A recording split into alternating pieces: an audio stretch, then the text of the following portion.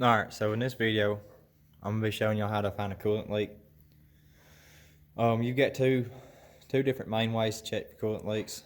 You've got your old school way of cranking your car up, or vehicle up, letting it run up to operating temperature, and of course, looking for a leak.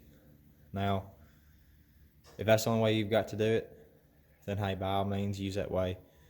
But now, we've got pressure testers out. And what it is, it's a little pump and it'll put pressure on your cooling system. That way, if you've got a leak, it'll show itself, and you can do this with the engine cool, coolant cool. It'll help prevent you from getting burned. It's a lot safer, a lot easier to find a leak because you can put the required amount of pressure on it. I mean, just that quick. So, the first thing you're gonna need to do it with the pressure tester, of course, is gonna be the pressure tester. So in this kit right here, you're gonna have your pump, you're gonna have a thermometer, and then you're also gonna have all your different adapters. So if you got these style adapters for your regular radiators, then you've also got these adapters for, say, your GM or your Fords that have the reservoir tank. They don't actually have a radiator cap on the radiator. So, you know, this one I know fits on the Chevrolets. So you take your cap off, screw it down on there. So we'll get right to it. The first thing you want to do is get the proper adapter for your vehicle. And I'll move all this out of the way. And what you're going to want to do, of course, make sure your cooling system is cool. Make sure you don't have any pressure. Squeeze your hose right there. Make sure you don't have pressure. You'll remove your radiator cap. Place it out of the way. Then you're going to take the appropriate adapter that fits your vehicle, and you're going to put it down on your radiator, like so. I believe you can rent these from parts stores. If not, I'll post a link in the description that'll send you to one on Amazon. I'll try to find the one I use because it's worked on probably 95% of the vehicles. So now we got that on there, we'll go over here and we'll get our pressure pump, and I'll show you how to hook it up. Alright, so here we've got our pump, and right there you've got your gauge on it. You got a quick connect that'll go down onto your adapter, and you've also got a pressure release valve right here. So once you're done testing and you find your leak and you get ready to take this off, you're going to want to use this pressure release valve right here to let the pressure off the system. If you try to just pop this quick connect off or pop that cap off, if you've got coolant in there, that's going to push it up through there. Now I want to go ahead and add, it is a lot easier if you go ahead and make sure you got your radiator topped off or your cooling system topped off. You don't have to, but it's going to be a lot easier to find the leak, especially since you'll be able to see it dripping. But I have had some that are stubborn, say top of your radiator being cracked, that will not push water out. So if you think you can hear a noise or hear air escaping somewhere, you know, grab you some soap water in a spray bottle, spray it down and see if you can see it bubbling. If you do, there's your leak. So, take this quick connect, push it down right there on top of your connector, on your adapter, and then we're gonna pump our system up right here. Now, when you're getting ready to pump your system up, you wanna make sure you don't exceed the manufacturer specs on this system. Most of the time on your new vehicles, it's going to be 12 to 15 psi. On some of your older vehicles, it's around 7.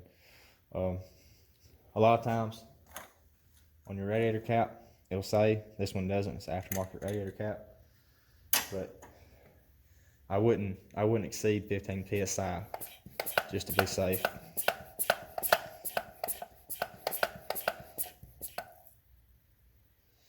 So here we go with this one right here. We're right under 15 psi. I'll go ahead and bump it up to that 1 mark. So as you can see, we're on that 1 mark right there. And I can already hear something leaking somewhere. It may be my adapter. You want to make sure your adapters are tight, but I don't think it is. So anyways, we'll let this sit and wait a few minutes, and you come back and you'll be able to see that this needle is moved if you do have a leak. And I don't know if you can tell right there yet, but it has moved a little bit past the mark. So I hear a leak. I think it's coming from this upper radiator hose. So I'll grab some soap water.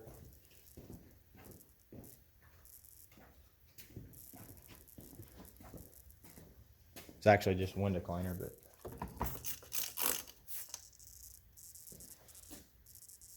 I don't know if you can see it right there. I'll try to zoom in on it. Let's see here.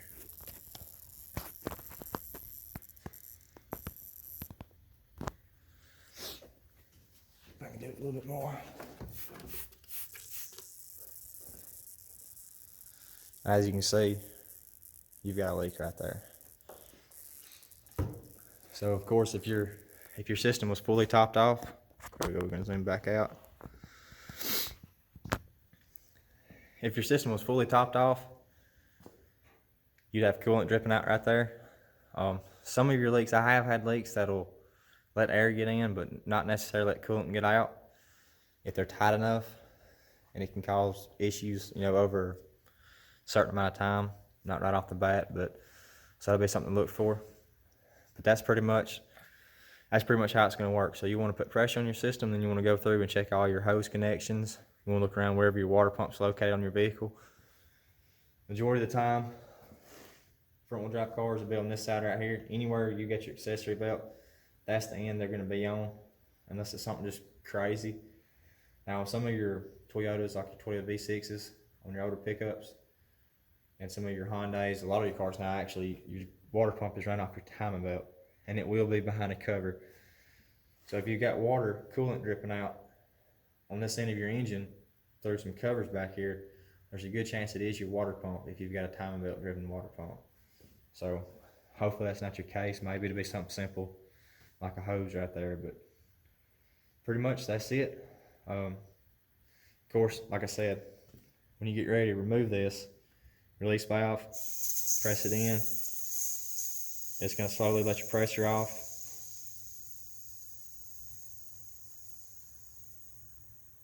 And once that's done, take it off, take your adapter off, and you're done with it. So I hope this helps you guys out, kind of clear something up. It's, like I said, this is kind of a quick video, real simple. Don't go over a whole lot, but hopefully this will help y'all out and understand how to use these. They're very easy to use, very beneficial. You don't have to let your car heat up. So this car has actually got a bad water pump, so we're about to jump into that. That'll be on another one of my videos. But say if you were to use the old style method of cranking your car up, let it run, get it to operating temperature and build its own pressure, you would have to wait for your car to cool back down before you could actually go in and start doing repairs. So now we can jump straight in, start on repairs, and get going at it. But anyways, if y'all have any questions or comments, drop them down there in the comment section and let me know. Thank you.